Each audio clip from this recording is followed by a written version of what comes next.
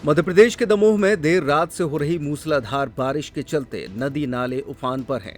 कई इलाके बाढ़ की चपेट में आ गए हैं। ताज़ा तस्वीरें दमोह जिले के तेंदुखेड़ा ब्लॉक से सामने आई हैं, जहां पर व्यारमा नदी पर बने पुल के ऊपर से पानी बहता नजर आया।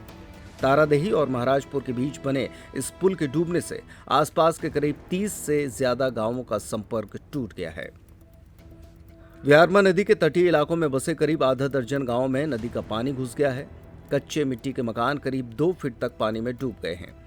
झमरा, खमतरा, बांसी, सारस, बगली सहित अन्य ग्रामों में बाढ़ जैसे हालात बने हैं।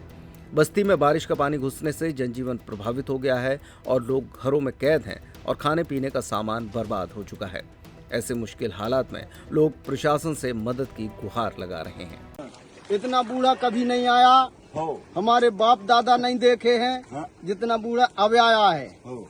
और हमरा हार पूरा डूब गया है, फसल भी निकल गई, खुद गई। माने कितने का नुकसान हुआ है करीबन आपको? हमारा हुआ है कम से कम 7-8 एकड़ का नुकसान हुआ है। कितनी लागत थी? अब लागत तो जब जोड़ेंगे, जब बताएंगे।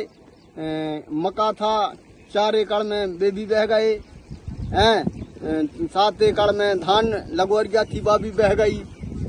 और आजू बाजू किसान थे, प्रेम सिंह था, उसके भी मक्का बह गया 5-6-7 एकड़ का।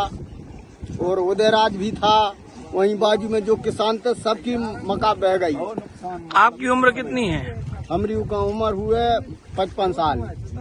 आपने अपने जीवन में कभी नहीं देखा ये? अरे अब कभी नहीं देखा, यहाँ सा बूढ़ा बाढ़ कभी नहीं देखी, हमारे सियाने नहीं देखी।